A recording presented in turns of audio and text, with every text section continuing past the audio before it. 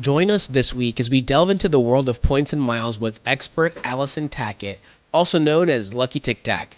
From scoring first class flights to Japan to navigating the best hotel upgrades, Allison shares her top strategies and tools for maximizing your travel rewards. Learn how to efficiently accumulate points, avoid common pitfalls, and find the best redemption deals. Discover the secrets behind turning everyday purchases into unforgettable travel experiences. Plus, hear about Allison's ambitious 12 and 12 series, where she's tackling 12 new airline products, 12 hotels, and 12 countries in just 12 months. Expect detailed tips on route research, using point search engines, and optimizing your travel plans. Don't miss this treasure trove of travel tips and inspiration. Welcome, everybody, to the Revolutionizing Your Journey podcast. I am your host, DeAndre Coke, and I've got an expert today in the points and miles game that I am super excited for you to hear from.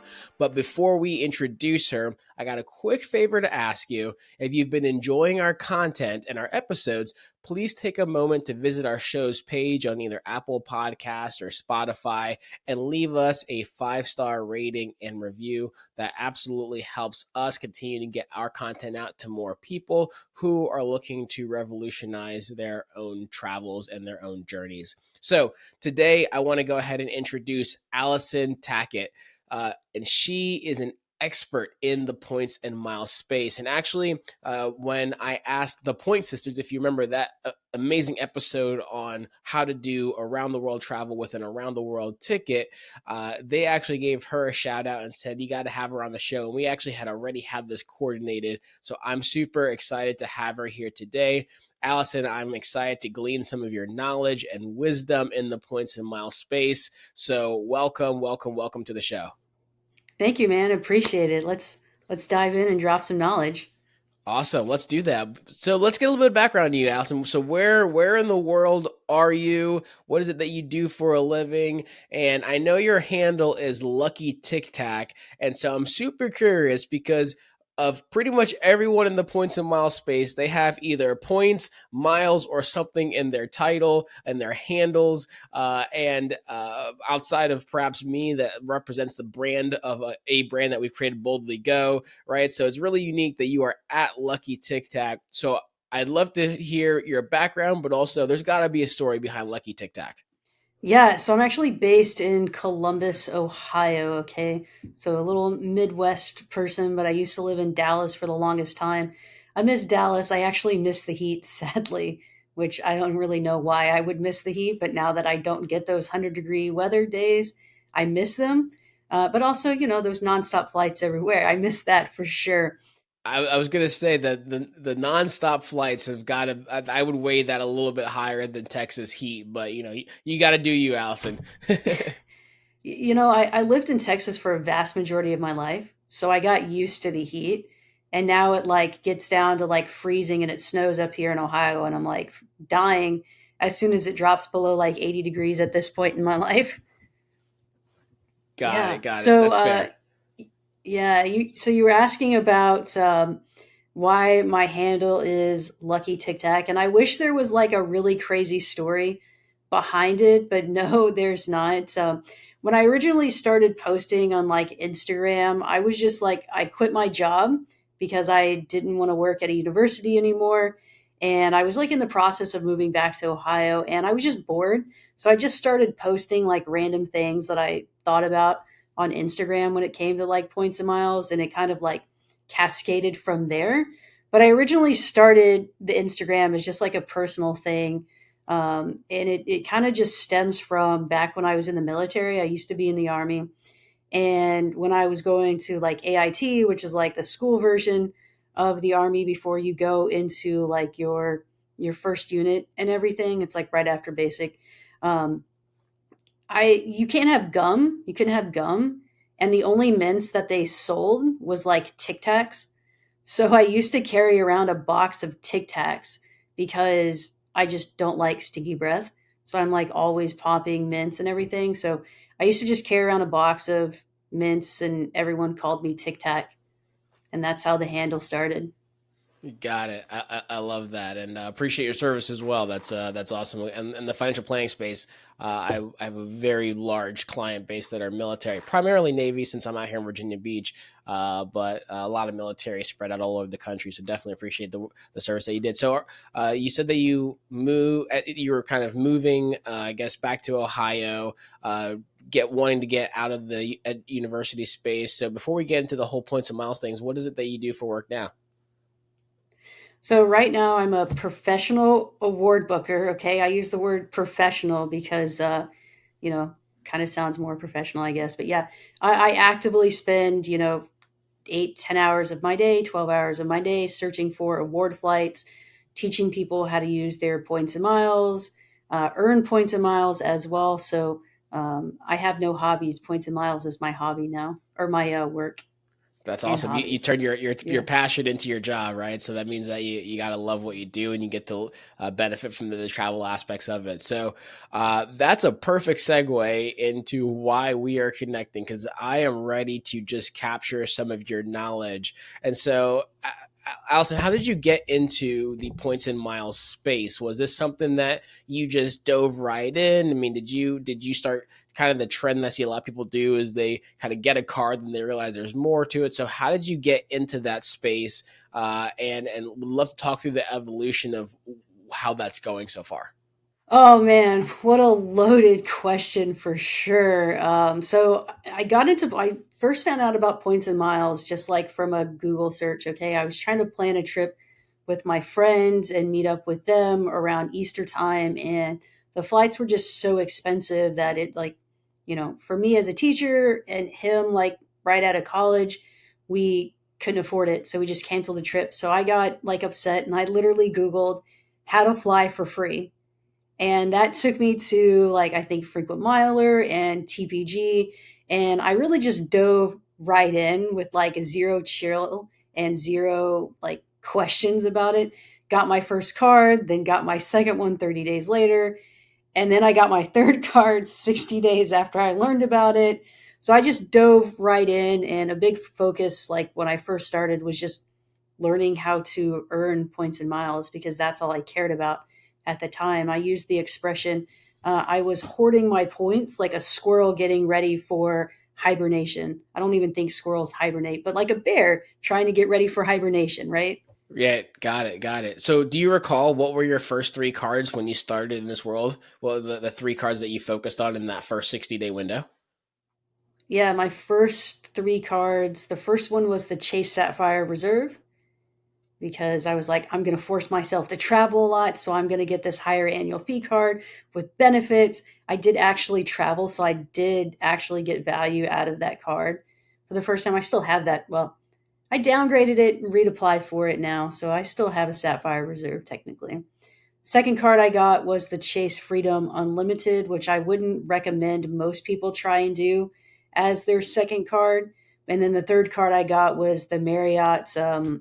I think it was the Premier at the time, and now it would be considered the Marriott Boundless. Nice. So actually, your first two cards were my first two cards. So same exact thing. I got the Chase Sapphire Reserve. I got it like the first or second month after it came out. So back when it initially opened with that 100,000 point sign up bonus. So got that, and I actually applied for the Freedom Unlimited on the same day. So I got both of them and at the same point. So I would agree. Probably not the Freedom Unlimited wouldn't be the one that I have someone early in the game getting, but it worked, especially because the way I looked at it was, hey, I can just kind of spend all of my travel and dining on one card and then everything else on the Freedom Unlimited, which gives you 1.5 times, and then combine them to use them. So that's how I started myself. So I love that you started in a similar fashion. Then you branched off into the Marriott world. So that's where you started. And at this stage, I mean, I know at this point, right, especially when you've been in the game for a while, it's always a mixture. It's always different things kind of popping up here or there, kind of chasing the next deal, plus focusing on one card at a time. What would you say at this stage today are maybe some of your favorite cards, or what you're focused on kind of right now as we are, midway through the year in 2024? Ooh, my favorite cards. I think my favorite card and probably my most used card is going to be the American Express Gold Card because it gives you that 4 points per dollar on dining worldwide and then 4 points per dollar on US groceries, which is like 50% of all of my spend. Personally, is just food related items. So 4 points per dollar, can't pass that up. And then as like my other daily driver card, I go back and forth between a couple. It's either going to be the Freedom Unlimited for that flat 1.5x on all purchases, the Blue Business Plus for 2 points per dollar on everything with American Express, and then the Capital One Venture X for 2 points per dollar. And I switch interchangeably between those three cards depending on how many points I have with Chase and American Express. If I'm sitting pretty good with them, usually my baseline is about 200,000 points.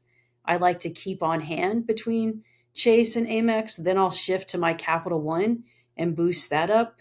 But I use my Chase and Amex points more than I use my Capital One points. So I'm a little bit, I want to keep those on hand a lot. Same. I'm the exact same way. So question for you actually. What would you feel like? So you said 200K for 8 Chase, 200K for Amex. Do you have a number that you try to get to or that you're building to in the Capital One side, or a floor per se in the Capital One side? And I know, like, if you're focused on the other two, you're probably not really as focused on Capital One, but do you have a target or a floor for Capital One? I really don't, honestly, for Capital One, just because I only have that one Capital One Venture X card. I don't have any other Capital One cards. I should probably get some just to like get some more points, but um, it's not a main focus of mine building Capital One points. So anytime I'm like at my base with Chase and Amex, I'll just shift to Capital One. That way I'm boosting points there and I eventually will be able to use them up. Very cool. Very cool. So, Allison, let's talk. I know you do a lot of travel yourself. You're a professional award booker, so you're booking award travel. I would love to start talking through some top places, destinations that you've been to yourself, and not just destinations, but hotels, airline experiences, right? So we'll start with destinations first and keep it easy, right? Where has been one of your favorite places that you've used points and miles to get to? And it can be somewhere super exotic, or it could be something a little closer to home. But we'd love to hear what was one of your favorite redemptions for points and miles that to go somewhere. I'm going to give you two. I'm going to give you my favorite international, and then I'm going to give you my favorite domestic one, Let's do it. actually. So, my favorite international one's probably going to be Japan. There's just so much that country offers, whether or not it's in the city or outside the cities, and every little area is totally different. You've got the modern side, you've got, the more historical side. I love the difference between the modern and the historical. You're walking around with skyscrapers, and then all of a sudden you turn a corner and you've got a temple there, right?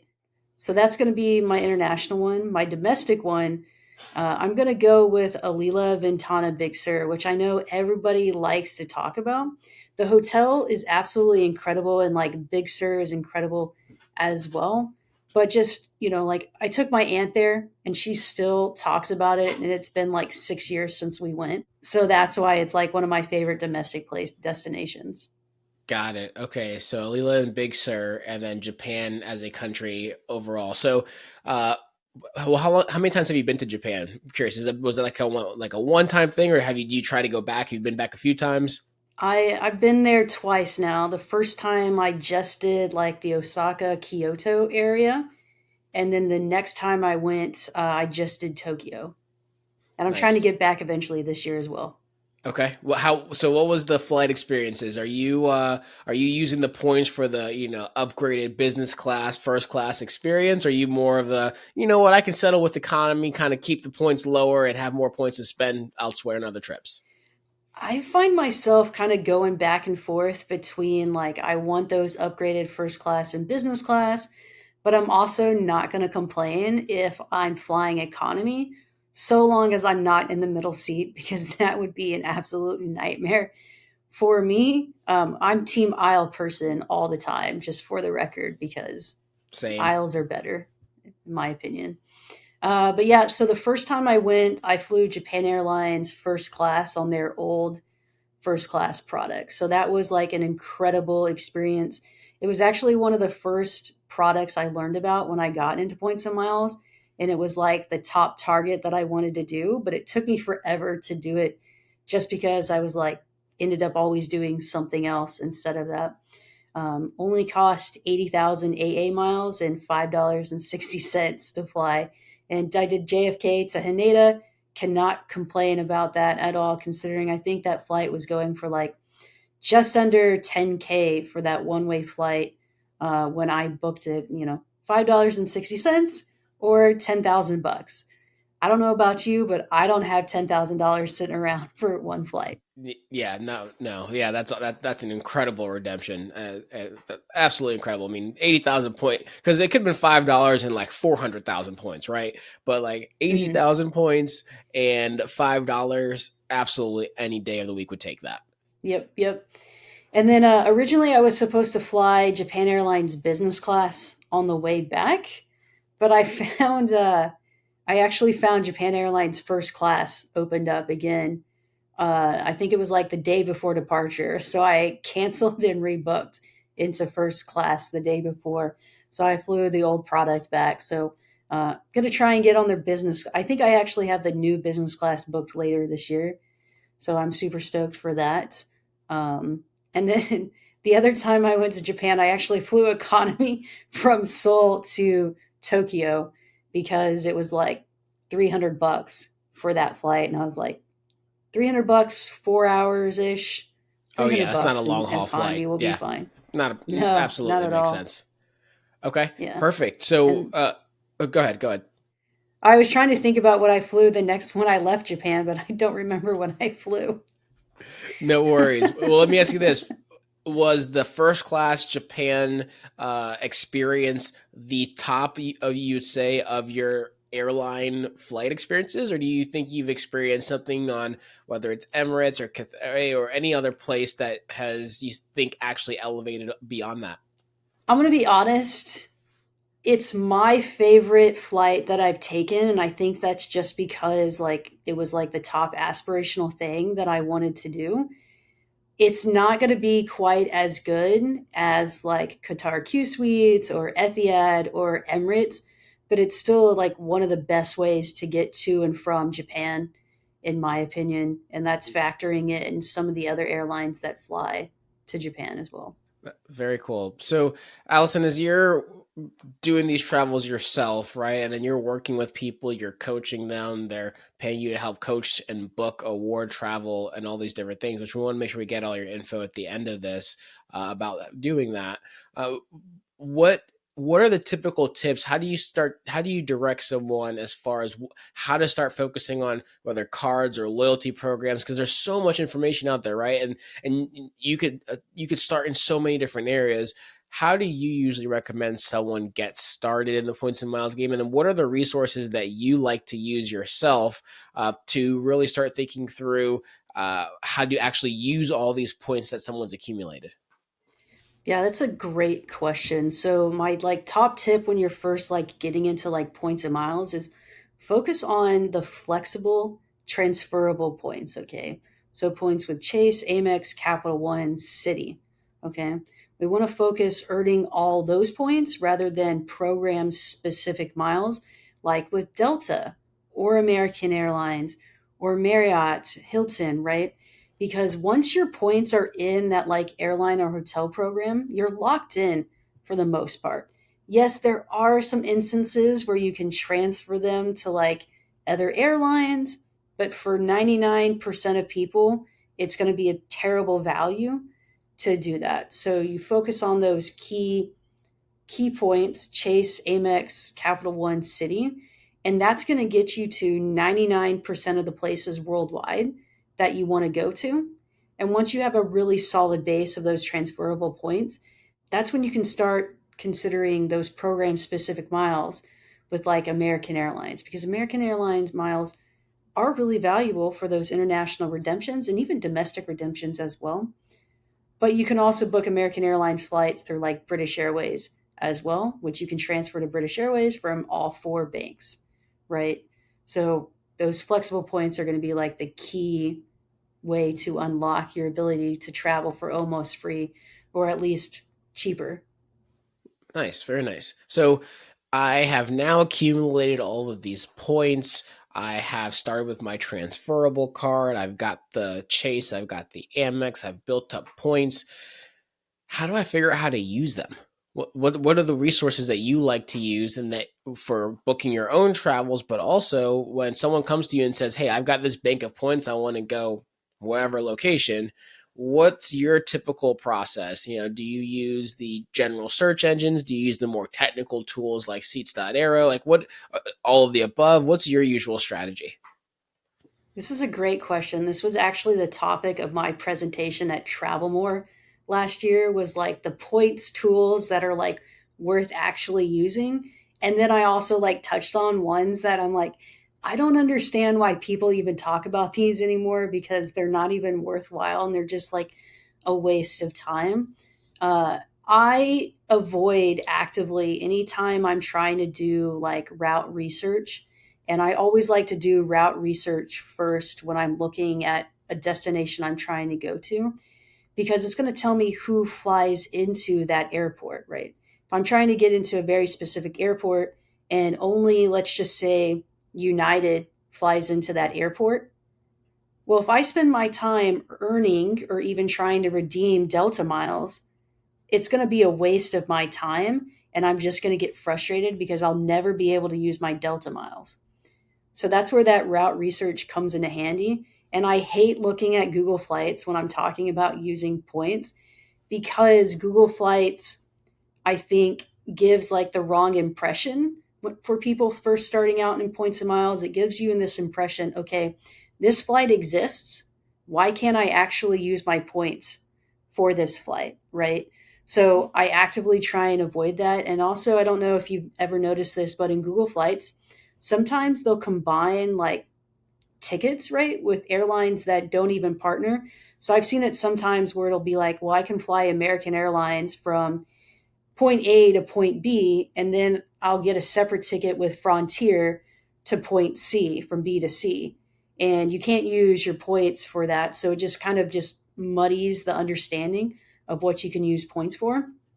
So instead, for my route research, I like to use flight connections, because that's going to show you all the nonstop destinations you can fly from an airport to an airport. It's going to tell you the days of the week that they fly as well, because some routes are only, 2 or 3 times a week versus every day.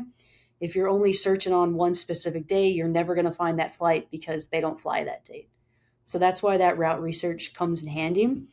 And then I do like to use some of the points aggregators, because it just helps find stuff versus trying to log into every transfer partner's website, which I still do that because I've been doing this for so long that I learned the hard way. So when they first started coming out with like Point Me, I actively avoided it just because I was just so used to like logging into the websites and doing everything manually. The old But fashioned see, way. the back old fashioned back in way. your day, hiking to school Yeah. uphill through snow both ways. Yeah, got it. Yeah. And but so I use Point Me as like a check my work type thing. I might have found something through a search that I find, and I might run that same route just to make sure that that transfer partner is the ideal transfer partner, and it's going to save me points, right? Just because you might find it, let's just say 60,000 points on Air Canada, but there might be a transfer bonus from Chase to, I don't know, Air France or something, or even let's just say United. There's never been one to United, but I'm just using that in this example. And I might end up saving points by utilizing United versus Air Canada in that situation.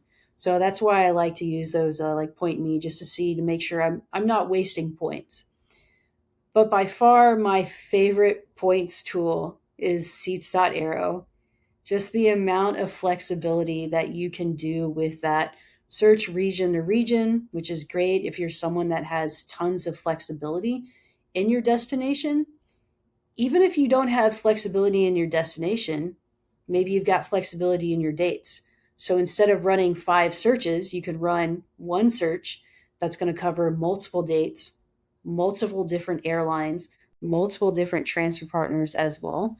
So it just makes it go quicker for that as well with Seats.aero.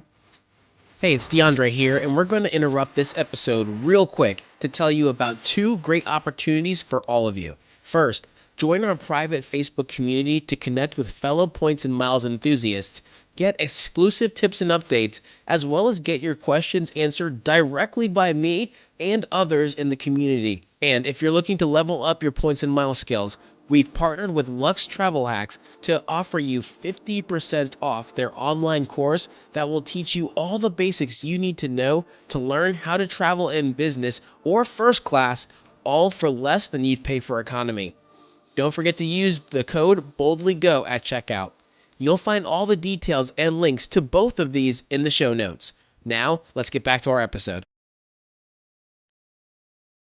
So I've got to ask, and I think it's completely possible that you'll say no. I've not even touched these because of the fact that you've had your systems in place and your processes in place for so long.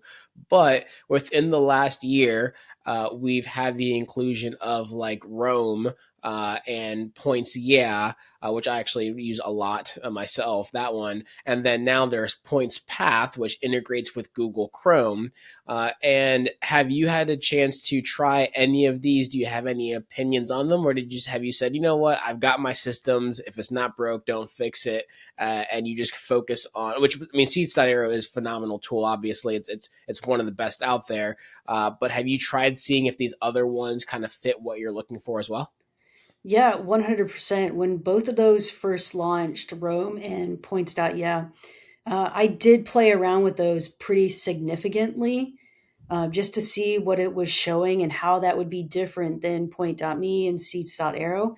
Um, I have a subscription to Points.me, so that's why I like tend to use that one a little bit more, just because I'm already paying for it.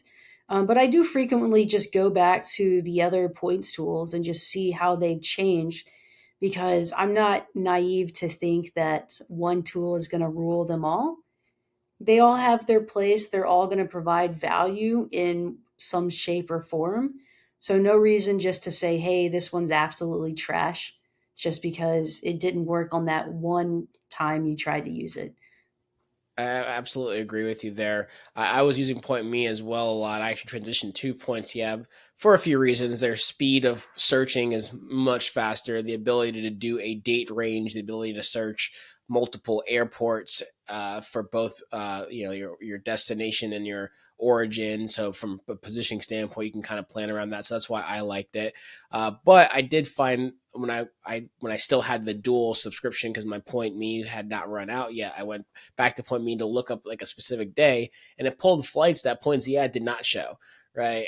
And so I completely agree with you that there's definitely options out there, and there's nothing that's perfect. There's pros and cons. Now, going back to flight connections real quick, because I do use that tool as well. I subscribe to it.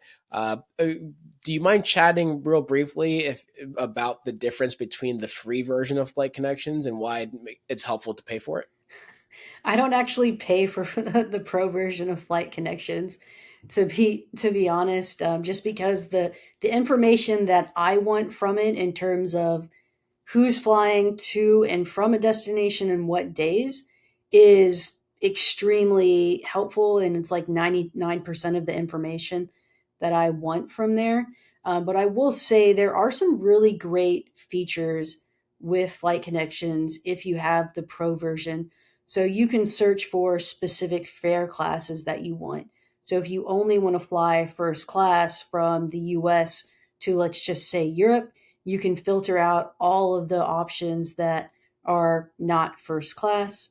You can also filter by like specific aircraft types as well. So if you really want to fly the 747 or you really want to fly the A380, you can filter for that. So that's really helpful. And some people might find some value from that. But I also kind of just get that information from Google Flights to see, especially if I'm trying to look for one specific aircraft type. No, I think that's fair. Where I found it helpful to pay for specifically was the fact that we do accumulate between my fiance and I a lot of American miles. And when we were looking at trying to find the best redemption, it was, I think, coming back from either Bali or the Maldives, or both. I can't remember. Basically, the ability to filter through Alliance to see, well, what airlines are part of the One World Alliance that can get us through to Bali and Doha and such, and that way we can kind of figure out the itinerary. So I think the filtering, like you said, is it makes it hugely valuable. And I think the subscription was like $120 lifetime, so it really wasn't bad at all. But I was using it for the free version for the longest time until I got capped at where I couldn't figure out the alliance, and I was like, okay, I kind of need this now. But I love that you use it as well, and you get, you found your resources right. Whether you want to filter it by plane type, you use a different process. So I think there's a lot of things that can be done in this world that's you can do completely free without subscribing to anything. Takes a lot more work, obviously, but you can also kind of fast track it as well if you just want to kind of pay for those perks, which is great. So you love Seats.aero, and that allows you to really search by region, do a lot of different things. Do you also love Rooms.aero on the hotel side? I don't love it just because I don't like the interface that it shows the information in. Okay. It just makes it harder for me when it's like line by line. The interface doesn't work for me for rooms dot arrow, but there are other tools out there that like help with finding hotels, and that's going to be like Max My Point, Open Hotel Night, or Open Hotel Room, Open Hotel Night, one of those, and then Stay with Points. Those are the three most popular ones that people are using, but I like Max My Point better for hotel nights. Got it. Very nice. And so, question: what would you suggest, or what have been some either pitfalls or mistakes that either you've made or you've seen people make before coming to you in the points and miles world that you kind of strived and admonish the listeners to avoid?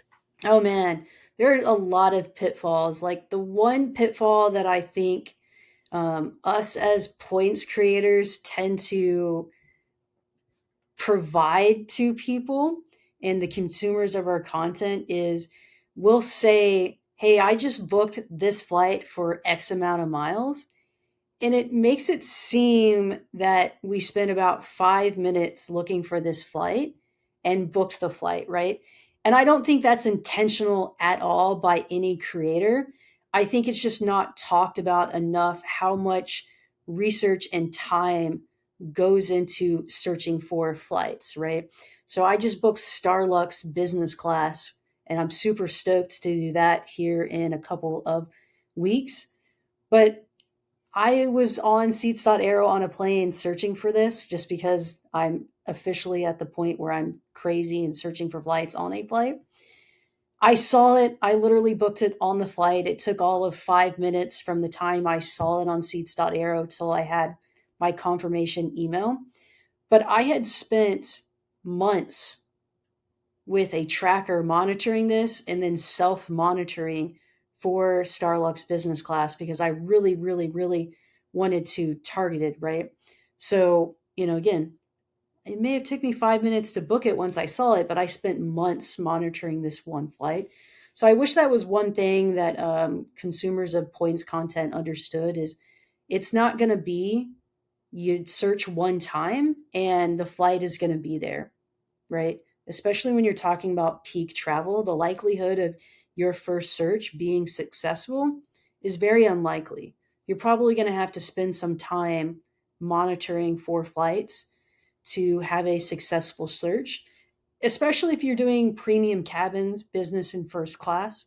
You're probably not going to have the options. The other pitfall I think people do is they'll like do a little bit of research and find out what the best transfer partners are and what the pricing will be. So I'll just use this as an example. You want to go to Europe from the US, you might find that it's supposed to cost you 50,000 flying blue miles to fly business class one way. So you go, oh, great. I'm going to go transfer my points. Let's just say you got a family, you're trying to take two people on this flight. That would be 200,000 points that you need, which is great because coincidentally, you have 200,000 chase points on hand. So you immediately transfer your points. You go to search for flights. Let's just say you live in New York, you do New York to Amsterdam is what you're trying to get to. But when you run that search, you see it's actually costing 400,000 points for that one flight or the round trip, right? And now your points are locked in to that one program, and you're just going to have to wait for that pricing to drop.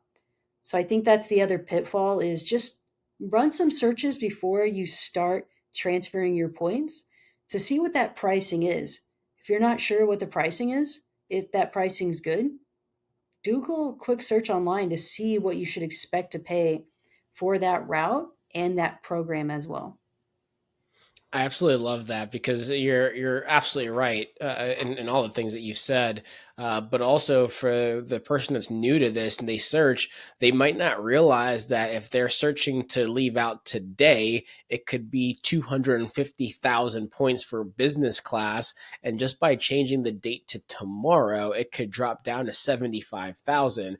And so that first search, people can get just disheartened when they're like, oh, man, it's gonna take me forever to get these.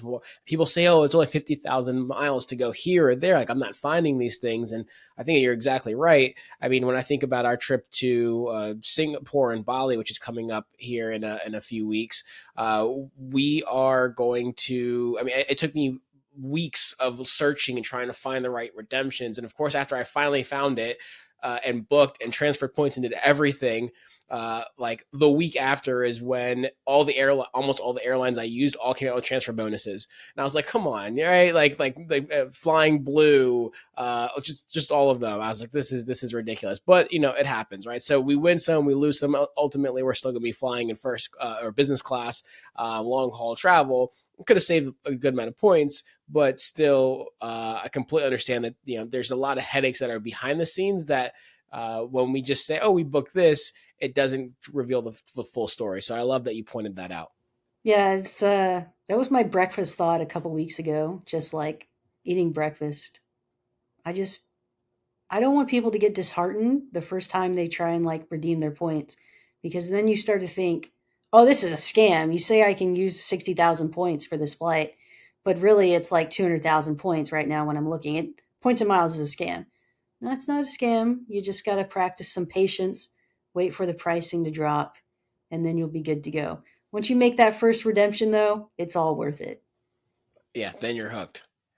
So, Alsa, I know you started the year by talking about the fact that you were going to do a 12 and 12 series.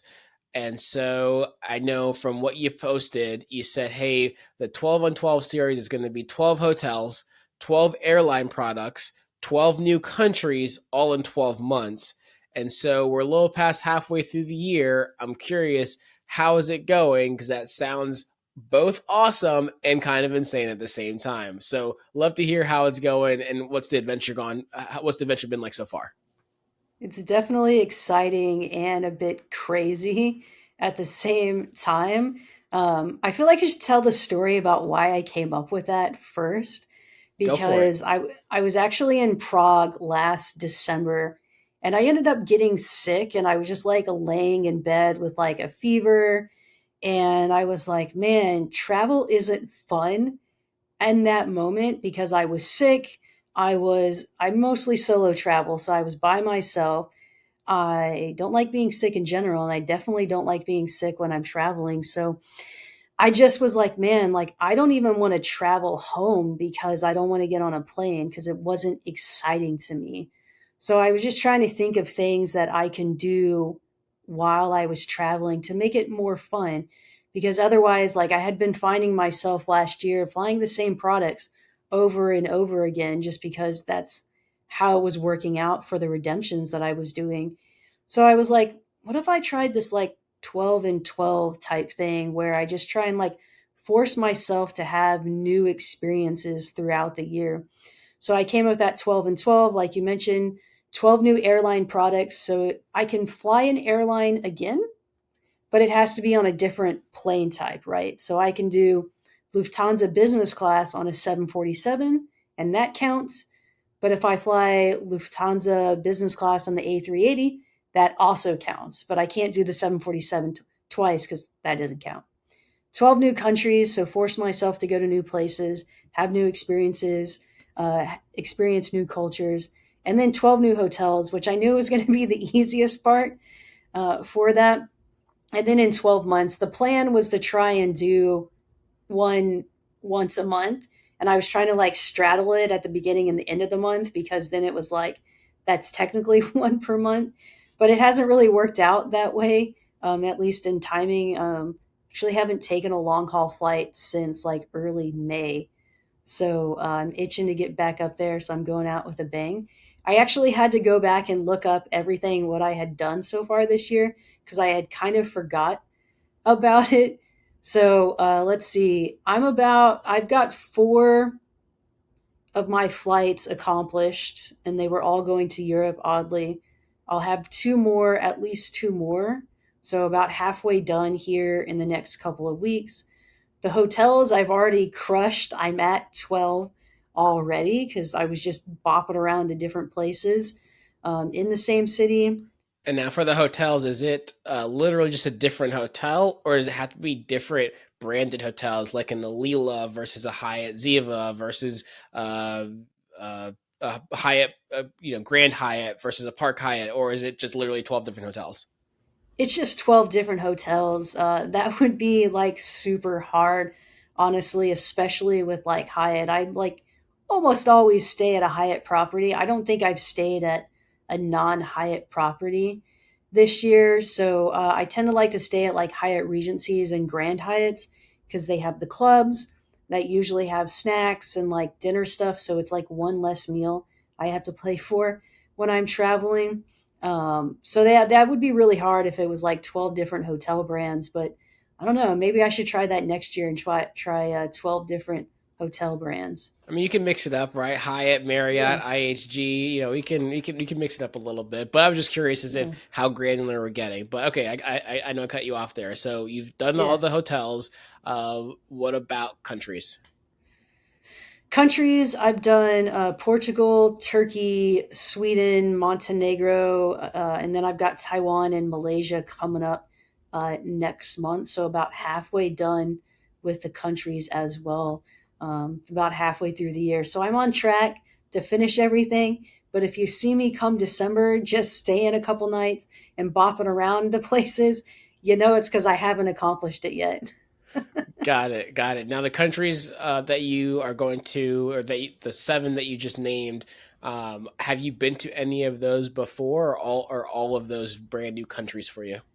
They're all brand new countries. So it was when I came up with it, it essentially was anything that I'd done in the past is already been done. It's not going to count.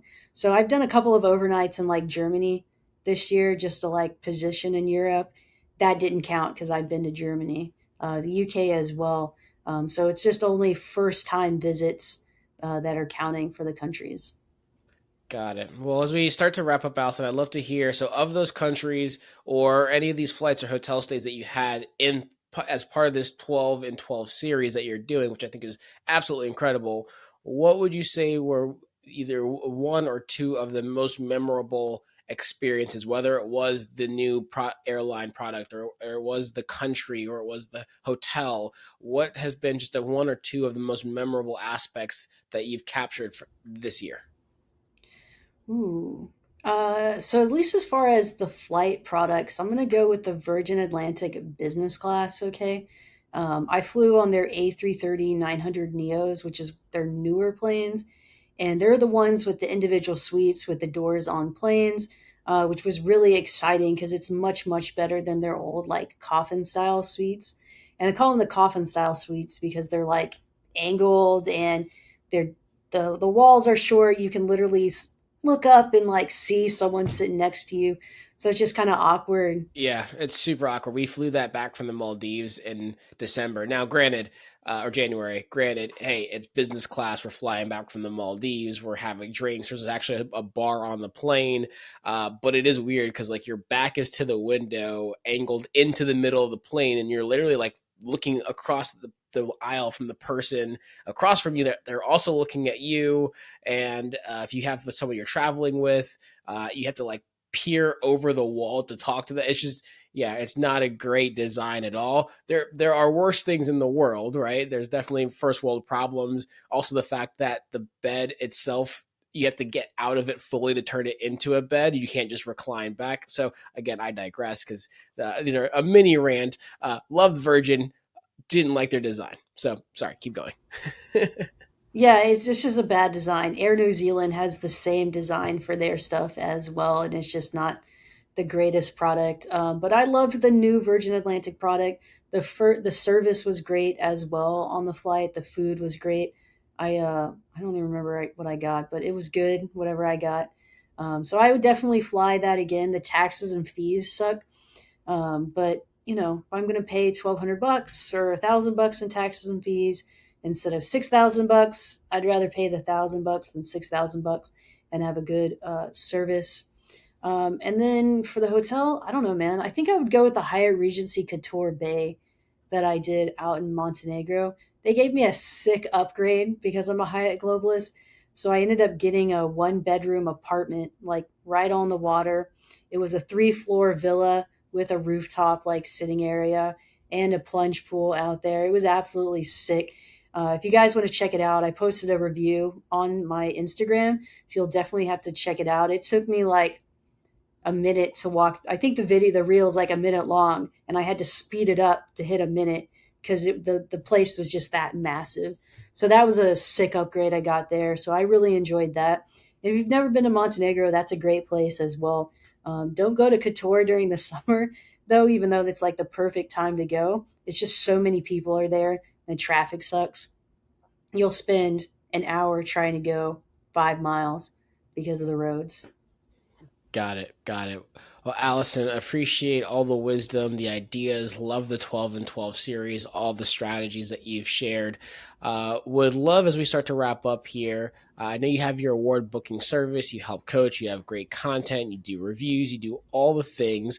Where can the listeners connect with you? What's the best way? What's the best way for them to work with you if they want your help in booking award travel? Since you are a professional award booker, what's the best way for the listeners to connect with you, Allison? The best way to connect to me with me is on Instagram at Lucky Tic Tac. That's where I hang out the most. But I also have a website, awardtravelvacations.com, which you can check out and get either to the coaching services or the award booking service as well.